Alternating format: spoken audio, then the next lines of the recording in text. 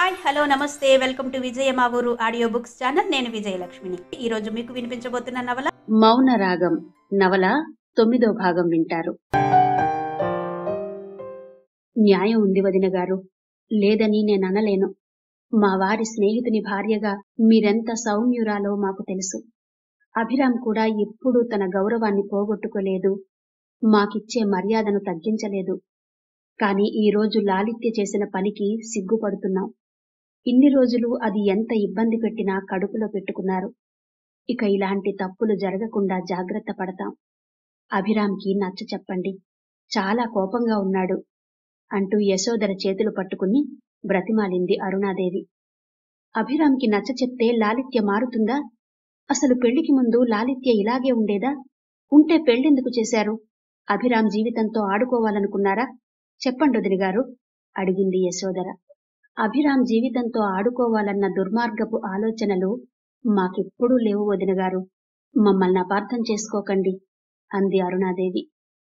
సరే అలాగే, కాని లాలిత్య పెళ్లికి ముందు ఇలాగే ఉండేదా? అంది యశోదర. పెళ్లికి ముందు ఎలా ఉన్నా ఇప్పుడైతే బాగా లేదుగా వదినగారు. అందుకే లాలిత్యను ఇప్పుడు మాతో తీసుకెళ్తాం. తనకి నచ్చ చెప్పి డాక్టర్తో కౌన్సిలింగ్ ఇప్పిస్తాం. మీరెలాంటి కోడలు కావాలనుకుంటున్నారో అలా తయారు చేసి పంపిస్తాం. ఇప్పుడు తనని మాతో తీసుకెళ్లి బాగయ్యాకే తీసుకొస్తాం. దయచేసి అప్పటి వరకు మీ మనసులో ఎలాంటి ఆలోచన రానివ్వకండి అంటూ అరుణాదేవి సిన్సియర్గా వెళ్లి యశోదర చేతులు పట్టుకుంది, రిక్వెస్ట్ చేసింది. లాలిత్యపై మమకారంతో సన్నగా వణుకుతున్నాయి అరుణాదేవి చేతులు. యశోదర ఆమెనే గమనిస్తోంది. నేను మిమ్మల్ని అర్థించేది ఒక్కటే వదినగారు, విడాకులు అన్న పదాన్ని మీ మనసులోకి రానివ్వకండి. అలాంటి దుస్థితి మా వంశంలో ఏ ఆడపిల్లకి రాలేదు. లాలిత్యను మేమలా చూడలేం అంది బాధగా. సరే వదినగారు, మీ ప్రయత్నం మీరు చెయ్యండి. లాలిత్యను వదులుకోవాలని మాకు మాత్రం ఉంటుందా? అంది యశోదర. సగం బరువు దిగినట్టయింది అరుణాదేవికి. వెంటనే భర్త దగ్గరకు వెళ్లి కూర్చుంది. ఆమెకు కన్నీళ్లు ఆగడం లేదు. గట్టిగా తుడుచుకుంది. ఎందుకంత బాధపడుతున్నావరుణ? ప్రాబ్లం సాల్వ్ అయిందిగా. లాలిత్య ఏమీ మింగలేదని డాక్టర్ గారు కూడా చెప్పారు. ఇక కన్నీళ్లు పెట్టుకోవడం దేనికి? అన్నాడు అరుణాదేవి భర్త. మీకంతవరకే తెలుసు. ఈ ఇంట్లో ఏం జరుగుతుందో తెలియదు. ఈ ఇంట్లో వాళ్ళు లాలిత్య చూపించే నరకానికి ఎలా బలవుతున్నారో తెలియదు. మీరు బాధపడతారనో లేక లాలిత్య వాళ్ల కోడలనో ఊరుకుంటున్నారు. కాని ఇంకొకరైతే లాలిత్యను ఎప్పుడో ఇంట్లో నుంచి వెళ్లగొట్టేవాళ్లు. యశోదర వదిన చెప్తుంటే తలెత్తుకోలేకపోయాను. అభిరామైతే నేరుగా విడాకులే అడుగుతున్నాడు అందావిడ. ఆయన అది విని వణికిపోయాడు. ఏమైనా దానికి పెళ్లి చేసి తప్పు చేశామండి అంది అరుణాదేవి. పెళ్లి చెయ్యకుండా ఎలా ఉంటాం అరుణ? అయినా లాలిత్య పెళ్లికి ముందు బాగానే ఉందిగా అన్నాడాయన. ఏం బాగండి? అలా అనుకోగానే సరిపోయిందా? దాని కోపం, ఆవేశం, ఉక్రోషం, ఉడుకుమొత్తనం మనకు తెలియవా? మనల్ని ఎంత ఏడిపించేది మర్చిపోయారా? అంది. అది నా కూతురు. ఆ మాత్రం కోపం, ఆవేశం ఉంటాయి. అవి లేని ఆడపిల్లలుంటారా? ఉంటారేమో. కాని లాలిత్య ది గ్రేట్ ఇండస్ట్రియలిస్ట్ కూతురు. ఏ ఎమోషన్ని చంపుకోదు. ఆ అవసరం కూడా నా కూతురికి లేదు అన్నాడాయన గొప్పగా. అవసరం లేదని ఇష్టం వచ్చినట్టు బిహేవ్ చేస్తే ఇలాగే ఉంటుంది. అత్తగారింట్లో ఎలా ఉండాలో తెలుసుకుని మసులుకోకపోతే కన్నవాళ్లనంటారు. అనడమే కాదు, తొందరలోనే వదిలించుకుంటారు. వాళ్లు మాత్రం ఎన్ని రోజులు భరిస్తారు? ప్రశాంతంగా పరువుగా ఉండాలని ఎవరికైనా ఉంటుంది. అందుకే ఈ విషయంలో దాన్ని మీరు సపోర్ట్ చేయకండి అంది. మరేం చేయమంటావ్? లాలిత్యను మనతో తీసుకెళ్దాం, సైకియాట్రిస్ట్కి చూపిద్దాం అంది అరుణాదేవి. అప్పుడు దాన్నందరూ పిచ్చిదంటారు. ఇంత చిన్న విషయానికే సైకియాట్రిస్ట్ దగ్గరకు చూపించాలా? చూపించాలి. దాని తేడా బిహేవియర్ తగ్గాలంటే తప్పకుండా చూపించాలి. విషయం చిన్నదా పెద్దదా అని కాదు అందావిడ. నువ్వేం మాట్లాడుతున్నావో నీకే తెలియాలి. కోపం, ఆవేశం కాస్త ఎక్కువగా ఉండే గయ్యాళి అమ్మాయిలందర్నీ డాక్టర్లకు చూపించేట్టయితే మన చుట్టూ ఉండే హాస్పిటల్స్ నిండా సైకియాట్రిస్టులే ఉంటారు. అసలు నువ్వు ఇలాంటి నిర్ణయం ఎందుకు తీసుకున్నావో తెలియడం లేదరుణ అన్నాడాయన. ఏం పర్వాలేదు. మీరలా తెలియనట్టే ఉండండి. నేను లాలిత్యను సైకియాట్రిస్ట్ దగ్గరకు తీసుకెళ్తాను అంది. సొంత ఆలోచనలు, సొంత నిర్ణయాలు. నీ పట్టు నీదే అన్నాడాయన. నాది పట్టు కాదు, నమ్మకం. నా స్నేహితురాలు నైతిక మీకు తెలుసుగా. అది ఇలాగే ఉంటే సైకియాట్రిస్ట్ దగ్గరకు వెళ్ళాక మామూలు మనిషి అయింది. లాలిత్యను కూడా అక్కడికే తీసుకెళ్తాను అంది అరుణాదేవి. నీ స్నేహితురాలు నైతికకు ఏమైంది? నాతో ఈ విషయం ఎప్పుడు చెప్పలేదే నువ్వు అన్నాడాయన. చెప్పాలా వద్దా అన్నట్టు ఒక్క క్షణం ఆగింది అరుణాదేవి. ఆ తరువాత ఆవేశం ఆపుకోలేకపోయింది. నైతిక భర్త ఎంత వెధవో అది నాకు చెప్పేంతవరకు నాకు తెలీదు. అతను అమ్మాయిలతో చేసే వెధవ పనులు కళ్లతో చూసి పిచ్చిదయింది. ఎంతో కాలం మతిస్థిమితం లేనిదానిలా బెడ్ మీదనే ఉండిపోయింది. అది నా ప్రాణ స్నేహితురాలు కావడంతో దానికి హెల్ప్ గా అప్పుడప్పుడు మన లాలిత్యను పంపేవాళ్లం, గుర్తుందా అంది. అవును, పంపేవాళ్లం, గుర్తుంది. కాని అతను అలాంటివాడంటేనే నమ్మలేకపోతున్నాను అన్నాడు. నేను మాత్రం నమ్మానా అంటూ గుండె బరువెక్కిన దానిలా పక్కకు వెళ్ళింది. ఆయన ఆమెతో వెళ్లలేదు. అరుణాదేవి ఆలోచిస్తూ ఒంటరిగా కూర్చుంది. నిజానికి లాలిత్య కూడా అందరిలాంటి అమ్మాయే. అందరితో కలిసిమెలిసి తిరిగేది, సంతోషంగా ఉండేది, వంట కూడా చక్కగా చేసేది. కాని ఈరోజు అలా ఎందుకు లేదు? భర్తను ఎందుకు దగ్గరకు రానివ్వడం లేదు? కారణం నైతిక భర్తే. నైతికతో పాటు లాలిత్య కూడా అలా అయిపోవడానికి కారణం ఆ మానవ మృగమే. ఆ రోజు క్యారెట్ హల్వా చేసి నైతిక ఆంటీకి ఇచ్చిరా అని చెప్పి అరుణాదేవే లాలిత్యను నైతిక వాళ్ల ఇంటికి పంపింది. నైతిక భర్త లాలిత్యను చూడగానే నైతికను బాత్రూంలోకి నెట్టి గడియ పెట్టేశాడు. లాలిత్యను దగ్గరకు తీసుకోవడానికి ప్రయత్నం చేశాడు. మొరటుగా ప్రవర్తించాడు. లాలిత్య బలంగా పెనుగులాడింది. ఆమెకేమీ కాకుండానే అతని చేతుల్లో నుంచి తప్పించుకుంది. లాలిత్య పరిగెత్తుకుంటూ ఇంటికి వెళ్లి జరిగింది మొత్తం తల్లితో చెప్పింది. వణుకుతున్న కూతుర్ని దగ్గరకు తీసుకుని ఏడవడం తప్ప ఏమీ చెయ్యలేకపోయింది అరుణాదేవి. ఆ తరువాత లాలిత్య జ్వరంతో వారం రోజులు బెడ్ మీదే ఉంది. అప్పటి నుండి లాలిత్యలో మానసికంగా ఏదో మార్పు రావడం అరుణాదేవి గమనించింది. పెళ్లైతే లాలిత్య బాగుంటుందేమో అని ఆశపడింది. ఈ రహస్యాన్ని ఇన్ని రోజులు భర్తకు చెప్పకుండా తనలోనే దాచుకుంది. ఇప్పుడు కూడా చెప్పదలుచుకోలేదు. వెంటనే భర్త దగ్గరకు వెళ్ళింది అరుణాదేవి. ఆయనకు నచ్చచెప్పి లాలిత్యను ఇంటికి తీసుకెళ్ళింది. నైతిక హెల్ప్ తో విజయవాడలో ఉన్న ఫేమస్ సైకియాట్రిస్ట్ కి కాల్ చేసి అపాయింట్మెంట్ తీసుకుంది. లాలిత్యను తీసుకుని విజయవాడ వెళ్ళింది. విజయవాడలో ఉండే తన చెల్లి ఇంట్లో ఉండి లాలిత్యకు ట్రీట్మెంట్ ఇప్పించింది. రోజులు గడుస్తున్నాయి. దేదీప్య తన ఇంటి ముందున్న పిచ్చి మొక్కల్ని ఏరి పారేస్తూ ఉంది.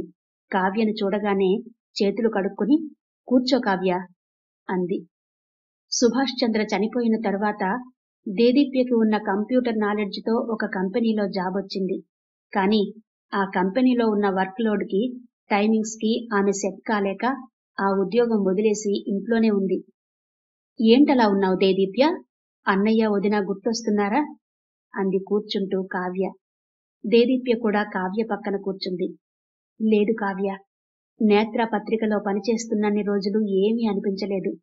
కాని ప్రస్తుతం ఉద్యోగం లేక, దీపక్ ఇంటికి రాక ఇంట్లో ఒంటరిగా గడపాలంటే కష్టంగా ఉంది అంది దేదీప్య బాధగా. ఒంటరిగా ఉండడం దేనికి? చుట్టుపక్కల వాళ్లతో కలివిడిగా ఉండు. నిన్ను వాళ్లతో కలుపుకుంటారు. నీకు మంచి కాలక్షేపం అవుతుంది అంది కావ్య మంచి ఉపాయం చెప్తున్న దానిలా.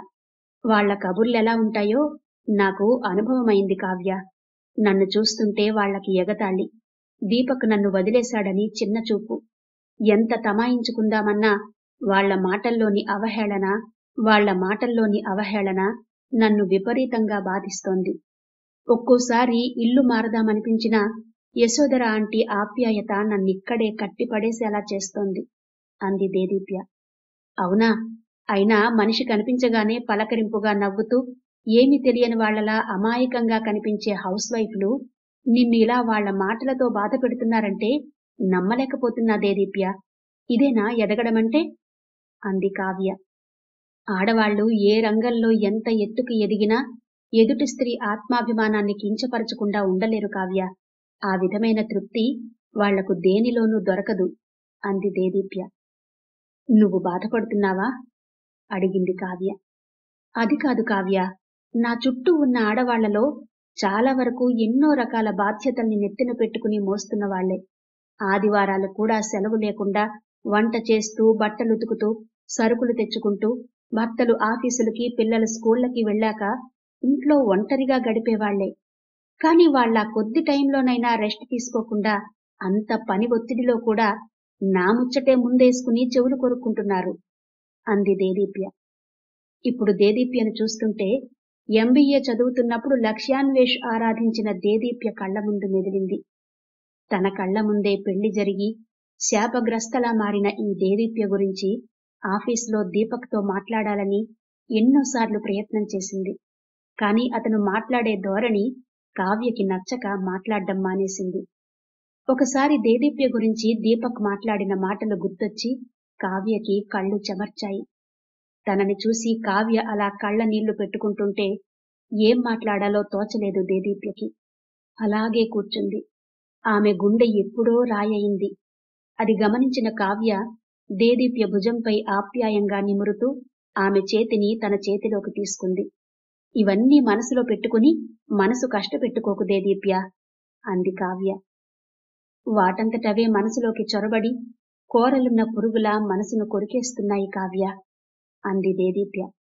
ఒక చిన్న పురుగు పెద్ద గుర్రాన్ని కుట్టి దానికి చికాకు కలిగిస్తుంది. అయినా కూడా పురుగు పురుగే, గుర్రం గుర్రమే కదా అంది కావ్య. కావ్య మాటలు వింటూ చూస్తుండగానే నెలలు గడిచిపోతున్నాయి. దీపక్ ఏమంటున్నాడు కావ్య? నేను చెప్పింది చెప్పావా ఆశగా అడిగింది దేదీప్య. చెప్పలేదు. ఎందుకు? ఎందుకంటే మొన్నోసారి నీ గురించి దీపక్తో మాట్లాడాలనుకున్నాను. అతను మాట్లాడే ధోరణి నాకు నచ్చలేదు. అందుకే నువ్వు చెప్పిందేమీ అతనితో చెప్పలేదు. అయినా నువ్వు బాగా డిప్రెషన్లో ఉన్నావు దేదీప్య. అందుకే విడాకులు తీసుకోవాలనే నిర్ణయానికొచ్చావు. మళ్ళీ ఒకసారి ఆలోచించు. మీ అన్నయ్యతో చెప్పి చూడు అంది కావ్య. చెప్పను కావ్య. నా గురించి చెప్పి వాళ్లని బాధ పెట్టడం నాకిష్టం లేదు అంది స్థిరంగా దేదీప్య. ఒక నిర్ణయానికొచ్చాక దేదీప్యను మార్చడం కష్టమని కావ్యకు తెలుసు. అందుకే పద ముందు మా ఇంటికెళ్దాం. ఆ తర్వాత నువ్వు ఇంటర్వ్యూకి వెళ్లే ఆఫీస్ దగ్గర డ్రాప్ చేస్తాను అంటూ లేచి స్కూటీ దగ్గరకు వెళ్ళింది కావ్య. దేదీప్య తలుపుకి తాళం పెట్టి కావ్య వెనకాల స్కూటీపై కూర్చుంది. వాళ్లు వెళ్లి కొద్దిసేపు సరళమ్మ దగ్గర కూర్చున్నారు.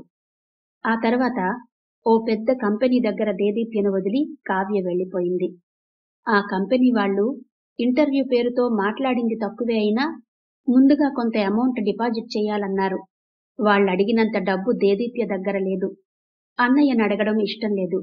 అందుకే ఆశ వదులుకుని బయటకు నడిచింది. తల వంచుకుని మెల్లగా నడుస్తున్న దేదీప్య అభిరాం పిలుపుకి ఉలిక్కిపడి చూసింది. ఏం ఆలోచిస్తున్నావు దేదీప్య? క్షణంలో యాక్సిడెంట్ తప్పింది. అది నా బైక్ కిందనే పడబోయావు అన్నాడు కంగారుగా. అవునా అన్నట్టుగా చూసింది. అభిరాం అలా అంటుంటే ఆమెకే ఆశ్చర్యంగా ఉంది. బాగా అలసిపోయినట్టు కనిపిస్తున్నావు. పద అలా టీ తాగుతూ కూర్చుందాం అన్నాడు అభిరాం ఎదురుగా ఉన్న క్యాంటీన్ వైపు దారితీస్తూ. కాదనకుండా అతని వెంట నడిచింది దేదీప్య. ఇద్దరూ కూర్చున్నారు. వాళ్ళిద్దరికీ మధ్య నిశ్శబ్దం. ఆ నిశ్శబ్దాన్ని ఛేదించాలని ఇద్దరికీ లేనట్టు ఎవరి ఆలోచనలో వాళ్ళున్నారు. బాధపడుతూ బతకాలని ఎవ్వరూ అనుకోరు. ప్రతికూల భావాలతో సతమతమవ్వాలని కూడా అనుకోరు. సాధ్యమైనంత వరకు అన్ని బాధలకు దూరంగా జీవితాన్ని మలచుకోవాలని చూస్తారు. కాని తనెలా మలుచుకోవాలి తన జీవితాన్ని? కొన్ని బాధలు చెప్పుకుంటే తగ్గుతాయి, కొన్ని బాధలు అనుభవిస్తే తగ్గుతాయి. మరి తన బాధలు? దేదీప్య, నీతో ఇలాంటి మాటలు మాట్లాడొచ్చో మాట్లాడకూడదో నాకు తెలీదు. ఒకనాటి మన పరిచయం నీతో ఇలా మాట్లాడేలా చేస్తోంది అన్నాడు మెల్లగా. ఏ వ్యక్తైనా తనను ప్రేమించానని ఎవరైనా ఒక్కసారి చెప్తే చాలు, జీవితంలో ఆ మాటల్ని మరచిపోరు. ఆ మాటలే నేను నీకు చాలా దగ్గరి మనిషిని, నీ బాధల్ని నాతో కొంచెం పంచుకోవా అన్నట్టు తృప్తినిస్తాయి. దేదీప్య సమక్షం ఇప్పుడు అతనికి అలాగే ఉంది. అప్పటి వరకు టీ వైపు చూస్తున్న దేదీప్య కళ్ళు ఒక్కసారిగా అభిరామ్ వైపు తిరిగాయి. ఆమె కళ్లలో ఏ భావం లేదు. నాకు లాలిత్యతో కాపురం నిప్పుల మీద నడకలా ఉంది. ఇక ఎంతో కాలం తనతో కలిసి జీవితాన్ని గడపలేనేమోననిపిస్తోంది అన్నాడు అభిరామ్. అంత గడపలేనంత ఇబ్బంది ఏముంది లాలిత్యతో? అంది పొడిగా దేదీప్య. తను పడుతున్న బాధలన్నీ దేదీప్యకి చెప్పుకోలేకపోయినా కొన్నైనా చెప్పాలనుకున్నాడు. కారణం లేకుండానే కోపం తెచ్చుకుంటుంది, అవసరం లేకుండానే మాట్లాడుతుంది, అనవసరపు విషయాల్లో తలదూర్చి అల్లకల్లోలం సృష్టిస్తుంది. ఎప్పుడు చూసినా ఈర్ష్య, కోపం, గర్వం, అతిశయంతో ఊగిపోతూ ఉంటుంది. ఇతరుల్ని అవమానించడానికే తన ఫీలింగ్స్ ని వినియోగిస్తుంది. ఇంతకన్నా ఏం కావాలి మనశ్శాంతి కోల్పోవడానికి, ప్రశాంతత నాశనం కావడానికి? అన్నాడు అభిరామ్. దేదీప్య చిన్నగా నవ్వింది. నవ్వొస్తుందా అన్నాడు. నవ్వొచ్చే విషయమా అభిరామ్ ఇప్పుడు నువ్వు చెప్పింది? అంది దేదీప్య. కాదు, కాని నువ్వు నవ్వినట్టు అనిపించింది. బాధగా ఉంది అన్నాడు. బాధపడక అభిరామ్. ఇప్పుడు నువ్వు చెప్పిన లక్షణాలన్నీ అందరిలోనూ ఉంటాయి. ఉంటున్న వాతావరణాన్ని బట్టి అవి కొందరిలో బయటకొస్తాయి, కొందరిలో రావు. అంతే. కాకపోతే లాలిత్య ఇంకాస్త ఎక్కువ చేస్తుంది. మీరు ఆంటీ తనేం చేసినా బయటపడి అల్లరి చెయ్యరు కదా, డీసెంట్గా ఉంటారు. అందుకే రెచ్చిపోతోంది. అంత మాత్రానికే నువ్విలా పెద్ద పెద్ద మాటలు వాడి నిన్ను నువ్వు భయపెట్టుకోకు అంది చాలా కూల్గా. పెద్ద పెద్ద మాటలు కాదు దేదీప్య. ప్రకృతిని ఆస్వాదిస్తూ, అనుభూతుల పరిమళాలను ఆశిస్తూ జీవితమంతా అలాగే గడపాలనుకున్నాను. నేను నడిచే దారిలో ప్రతి పువ్వు దగ్గర ఆగి పలకరించి నాతో అవి మాట్లాడుతున్నట్టే పరవశించే తత్వం నాది. అటువంటి నేను నా భార్య కనురెప్పల చప్పుడులో వేదాలను వినాలనుకోవడం అత్యాశ కాదుగా. అలసిపోయి ఇంటికొచ్చాక నా భార్య చిరునవ్వులో రిలాక్స్ అవ్వాలనుకోవడం స్వార్థం కాదుగా అన్నాడు అభిరామ్ కాస్త ఎమోషనల్ గా. కాదు, కాని నువ్వన్నట్టు ఎంతమంది జీవితాలుంటున్నాయి? అలా ఉండాలనే ఉంటుందెవరికైనా. కాని కాలం ప్రతి క్షణం ఎవ్వరి చేత అమృతం తాగించదు. గుక్క గుక్కకి హృదయాన్ని సంతోషంతో నింపదు. కురిసిన ప్రతి చినుకు ముత్యం కానట్టే బ్రతుకు స్పర్శలో ప్రతి క్షణం ఆనందమే కాదు, దుఃఖం కూడా ఉంటుంది. కొంతమందికైతే అసలు ఏడవడమే జీవితం. ఇంతవరకు నేను చూసిందే నీకు చెప్పాను, కొత్తగా ఏం చెప్పలేదు. అనుకున్నట్టే అంతా ఉండాలనుకోవద్దు అంది దేదీప్య. నేనలా ఏమీ అనుకోవడం లేదు దేదీప్య. లైఫ్ పట్ల నాకుండే అభిప్రాయాలు నాకున్నాయి. ప్రస్తుతం నువ్వు దీపక్ కలిసి లేరు. కలిసి ఉన్నన్ని రోజులు నువ్వు దీపక్తో ఏమాత్రం సుఖపడ్డావో నాకు తెలీదు. కాని నేను మాత్రం లాలిత్యతో నరకాన్ని చూస్తున్నాను. అందుకే నేనొక నిర్ణయానికొచ్చాను. మన లైఫ్ పార్ట్నర్లకి చట్టపరంగా దూరమై మనం మళ్లీ పెళ్లి చేసుకుందాం అన్నాడు. దేదీప్య ఏమాత్రం ఎగ్జైట్ కాలేదు.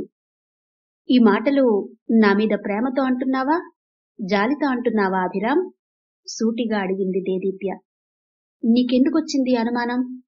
ఏమాత్రం తడబాటు లేకుండా ఆమెనే చూస్తూ అడిగాడు. నేను నడిచి వచ్చిన దారి నాకింకా గుర్తుంది అభిరామ్. ప్రేమతో అన్నావని నేనెలా అనుకుంటాను? ఇదే మాట కోసం మన కాలేజీలో ఫేర్వెల్ పార్టీ రోజు నేను మిమ్మల్ని అర్థించాను. మీరు నన్ను ప్రేమించలేదన్నారు అంది దేదీప్య వేదనగా. నువ్వు నన్ను ప్రేమించావు కదా, అది చాలదా? కాని మీరు నన్ను ప్రేమించలేదు కదా అంది దేదీప్య. అభిరామ్ మాట్లాడలేకపోయాడు. చూడండి అభిరామ్, యాచనలో ఉన్న ఇబ్బందిలో నుంచి బయటపడ్డాను. సంపాదనలో ఉన్న గౌరవాన్ని చూసుకున్నాను. ఆధారపడడంలో నుంచి స్వయం పోషణలోకి వెళ్లాను. అందుకేనేమో నాకిప్పుడు ప్రేమ గురించి మాట్లాడే ఆసక్తి గాని, ఓపిక గాని, టైం గాని లేవు. అలా అని ప్రేమ అవసరం లేదని నేను అనడం లేదు. నన్ను నేను ప్రేమించుకుంటున్నాను. నా అభిరుచుల్ని, అలవాట్లని ప్రేమించుకుంటున్నాను. ఆ ఆనందం దేంట్లోనూ రాదని నా పరిస్థితులు నాకు నేర్పాయి అంది దేదీప్య. నేర్పాయి, కరెక్టే దేదీప్య. కాని ఇలా ఎంతకాలం? ఇంత చిన్న వయసులో ఈ ఒంటరి ప్రయాణం అవసరమా? ఆధారం దొరికితే లత కూడా ఎక్కడికక్కడ అల్లుకుపోతుందే. మరి నువ్వెందుకిలా మాట్లాడుతున్నావు? ప్రేమించే తోడు కాని, పోషించే మనిషి కాని లేకుండా, సమాజ భద్రత లేకుండా ఇలా ఒంటరిగా ఇలాగే ఉండిపోవాలని నువ్వెందుకు ఇష్టపడుతున్నావు? నాకైతే నచ్చడం లేదు. నీ గురించి ఆలోచించే లోకం కూడా ఒకటుందని నువ్వెందుకనుకోవు? అన్నాడు అభిరామ్. నా గురించి అందరూ ఆలోచిస్తూ ఉంటారని, మాట్లాడుకుంటూ ఉంటారని నేను అనుకోను అభిరామ్. వాళ్ళకి నాకన్నా అవసరమైన పనులు చాలానే ఉంటాయి. మనం ప్రపంచాన్ని ఏ దృష్టితో చూస్తే అది మనకి అలాగే కనిపిస్తుంది. ఎవరి బలహీనతలు వాళ్లకుంటాయి, కాదని నేననను. కాని వాటిని అధిగమించే శక్తిని కూడా ఎవరికి వాళ్లే తయారు చేసుకోవాలి. నా జీవిత పుస్తకాన్ని నేనెప్పుడూ నెగటివ్ దృక్పథంతో చదువుకోను. అందుకే మీరు చెప్పే భయాలేమీ నన్ను కలవరపెట్టవు. అదీకాక ఇతరులకి నష్టం కలిగించకుండా, నాకు కష్టం కలగకుండా నా ఇష్టం వచ్చినట్టు బ్రతికే హక్కు నాకుందనుకుంటున్నాను అంది చాలా ప్రశాంతంగా దేదీప్య. నాకు నీ ప్రేమ కావాలి దేదీప్య. నన్నర్థం చేసుకో. నా గురించి కూడా ఆలోచించు అన్నాడు అర్థింపుగా. మీ గురించి ఆలోచించడానికి మీకు మీ పెద్దవాళ్లున్నారుగా అభిరామ్. ప్రేమ కావాలి అని అడిగితే దొరికేది కాదని మనిద్దరికీ తెలిసిన విషయమే. కాని ప్రేమిస్తే టైం వేస్ట్ అవుతుందేమోనని అనుకోకుండా మీకు ప్రేమించాలని అనిపించినప్పుడు లాలిత్యను ప్రేమించండి. ఆమెతోనే బ్రతకండి. కాదు కాదు, జీవించండి. ఆమెను మీకు అనుకూలంగా మార్చుకోండి. ఆమెకు మీరెలా ఉంటే నచ్చుతుందో అలా మారండి అంది. అది కాదు దేదీప్య అన్నాడు అభిరామ్. ప్లీజ్ అభిరామ్, ఇంకేం మాట్లాడొద్దు. ఏం మాట్లాడినా మన మధ్యన అభిప్రాయ భేదాలొచ్చి మనం ఒకరినొకరం చూసుకోలేం, మాట్లాడుకోలేం. నాకొంచెం పనుంది, వెళ్ళాలి. తర్వాత కలుద్దాం అంటూ లేచింది. ఆమె వెళుతుంటే ఆమె నాపే ప్రయత్నం చెయ్యకుండా అలాగే చూస్తూ కూర్చున్నాడు అభిరామ్. నేత్ర పత్రిక కొనడానికి కొంతమంది ముందుకొచ్చినా రేటు దగ్గర వెనక్కి తగ్గడంతో ఆ టెండర్ అమృతరావుకి దక్కింది. ఆ పత్రిక చూసుకునే బాధ్యత తన కొడుక్కి అప్పచెప్పాడు అమృతరావు. పత్రికాఫీసులో పాత రికార్డులన్నీ పరిశీలించి కొంతమందిని సమావేశపరిచాక సుభాష్ చంద్ర దగ్గర కీలకమైన వ్యక్తి దేదీప్య అని తెలియగానే దేదీప్యను పిలిపించారు. జాబ్లో జాయిన్ కమ్మని దేదీప్యను కోరారు. ప్రస్తుతం ఉద్యోగం అవసరమైనందువల్ల ఆ ఆఫర్ దేదీప్యకి మండుటెండలో వెన్నెల వర్షంలా అనిపించడమే కాకుండా సుభాష్ చంద్ర ఆశయాలను తిరిగి బ్రతికించే అవకాశం మళ్లీ వచ్చినట్టుగా భావించింది. మే ఐ కమిన్ సార్ అంది దేదీప్య. సుభాష్ చంద్ర సీట్లో కూర్చొని ఉన్న లక్ష్యాన్వేష్ దేదీప్యను చూడగానే ఉవ్వెత్తున ఎగసిన కెరటంలా అయ్యాడు. 1000 కోట్ల నక్షత్రాలు అతని ముఖంలోకి తన్నుకొచ్చి, నిన్ను చూడగానే నాకెందుకింత ఆనందం అన్నట్టుగా చూశాడు. వెంటనే వెనక్కి తగ్గాడు. ఎస్ కమిన్ అన్నాడు. అన్వేష్ని సుభాష్ చంద్ర సీట్లో చూడగానే ఒక్క క్షణం ఆశ్చర్యం, అంతుపట్టని భావ సంచలనం. గతానికి వర్తమానానికి మధ్య యుద్ధం, భవిష్యత్తుకి వర్తమానానికి మధ్య రాజీ. ఏ వ్యక్తి గతంలో జీవించాలనుకోరు, అలాగే దేదీప్య కూడా. అప్పటికప్పుడు లక్ష్యాన్వేష్ పట్ల పాజిటివ్ థింకింగ్ ని డెవలప్ చేసుకుంది. వెంటనే సుభాష్ చంద్ర గుర్తొచ్చి లక్ష్యాన్వేష్ వైపు ఆనందంగా చూసింది. అదీకాక తన క్లాస్మేట్ లక్ష్యాన్వేష్ ని చైర్మన్ సీట్లో చూస్తుంటే గర్వంగా అనిపించిందే తప్ప ఇంకే ఫీలింగ్ రాలేదు. ఒక్కో అడుగు ఎంత మెల్లగా వెయ్యాలన్నా చేతకాని దానిలా త్వరగా వెళ్లినట్టే వెళ్లి అతనికి ఎదురుగా ఉన్న కుర్చీలో కూర్చుంది.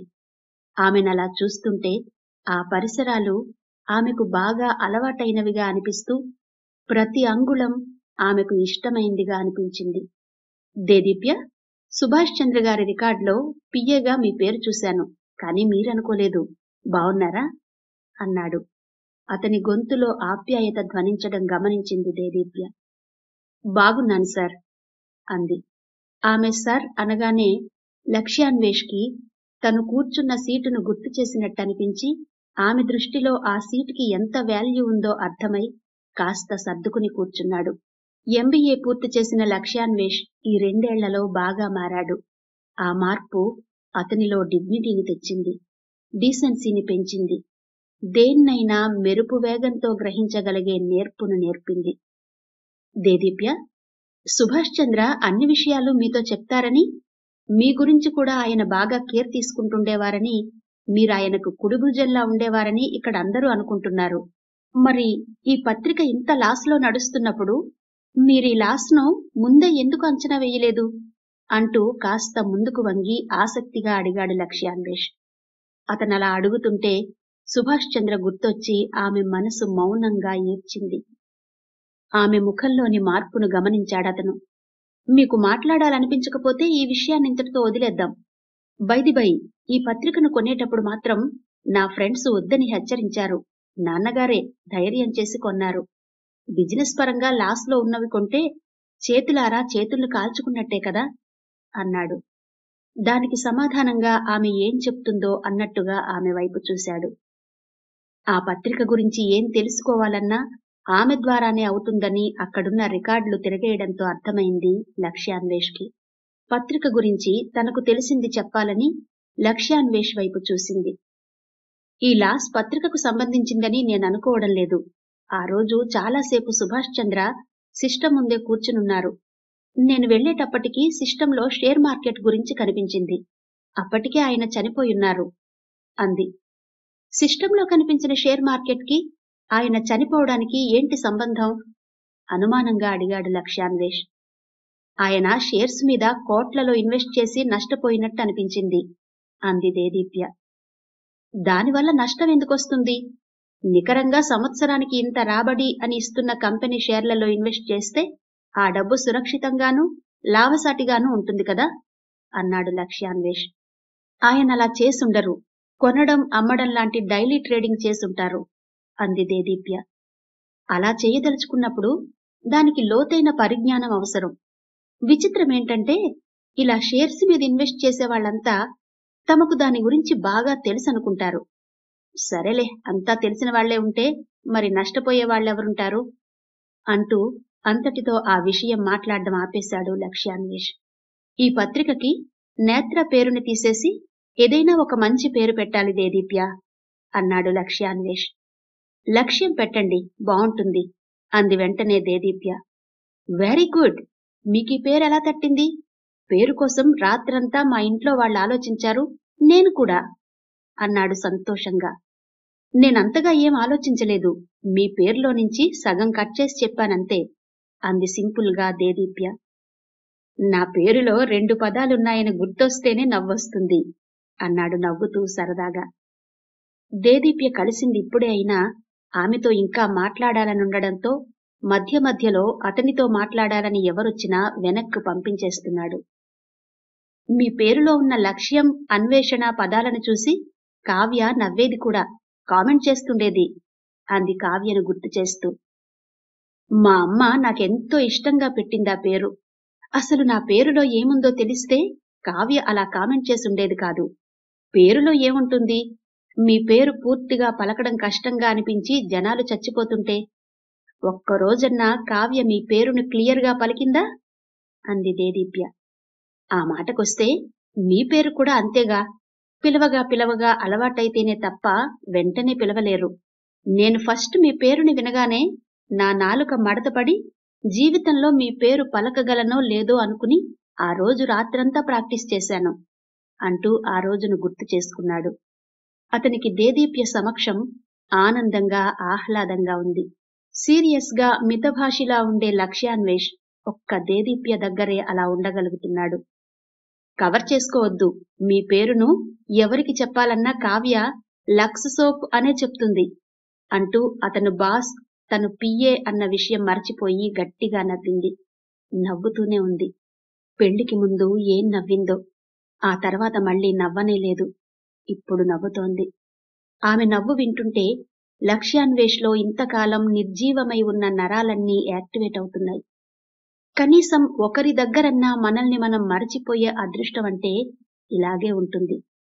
వాళ్ల మాటలు ప్రవాహంలా సాగుతున్నాయి. కావ్య ఇప్పుడెక్కడుంది అడిగాడు లక్ష్యాన్వేష్. ఎందుకు? మిమ్మల్ని లక్స్ సోప్ అన్నందుకు రివెంజ్ తీర్చుకోవడానికా అంది దేదీప్య. ఆమె ముఖంలో ఇంకా నవ్వు తగ్గకపోవడం గమనించి అతను కూడా నవ్వాడు. రివెంజ్ తీర్చుకోవడానికి కాదు, నా పేరులో నెంబర్ 1 ఉందని మ్యాప్ గీసి చూపిద్దామని అన్నాడు. అవునా, కావ్య ఇక్కడే ఉంది, దానికి తర్వాత చూపిద్దాం, ముందు నాకు చూపించండి అంటూ ఇంట్రెస్టింగ్ గా అడిగింది. అన్ని బాధల్ని మర్చిపోయి చిన్నపిల్లలా మారిపోయింది ఆ క్షణం దేదీప్య. వెంటనే టేబుల్ పై ఇద్దరికీ కనిపించే విధంగా ఒక పేపర్ పెట్టాడు లక్ష్యాన్వేష్. ఆ పేపర్ పై లక్ష్యాన్వేష్ అని ఇంగ్లీష్ అక్షరాలు రాశాడు. ఆసక్తిగా చూస్తోంది దేదీప్య. ఏబిసిడీల్లో నా పేరులో ఉన్న మొదటి అక్షరం ఎల్ ఎన్నో అక్షరమో కౌంట్ చేసి చెప్పండి అంటూ దేదీప్య వైపు చూశాడు. ఎల్ అక్షరం అంటే 12వ అక్షరం అవుతుంది అంది మనసులోనే కౌంట్ చేసుకుని దేదీప్య. అలాగే అన్ని అక్షరాలను మనసులోనే కౌంట్ చేసుకుని చెప్పండి, వరుసగా రాస్తాను అన్నాడు. సరే చెప్తాను, రాయండి అంటూ ఉత్సాహంగా ఒకటి తర్వాత ఒకటి చెప్పింది దేదీప్య. ఆమె చెప్తుంటే వరుసగా 12 + 1 + 11 + 19 + 8 + 25 + 1 + 14 + 22 + 5 + 19 + 8 అని రాసి మొత్తం కలిపి కౌంట్ చేశాడు. 145 వచ్చింది. ఈ 145 సంఖ్యను మళ్లీ విడదీసి కౌంట్ చేస్తే 10 వచ్చింది. దీన్ని కూడా విడదీసి కౌంట్ చేస్తే 1 + 0 = 1 వచ్చింది. ఇప్పుడు చెప్పు, నా పేర్లో నెంబర్ 1 ఉంది కదా, ఇది కావ్యకు తెలిస్తే షాక్ అవదా అన్నాడు. కావ్య కాదు, ముందు నేను షాక్ అయ్యాను. నిజంగానే మీ పేర్లో 1 వచ్చింది అంది దేదీప్య. ఇక ఈ కథను ఇక్కడితో ఆపుదామండి. మిగిలిన కథను 10వ భాగంలో వినిపిస్తాను.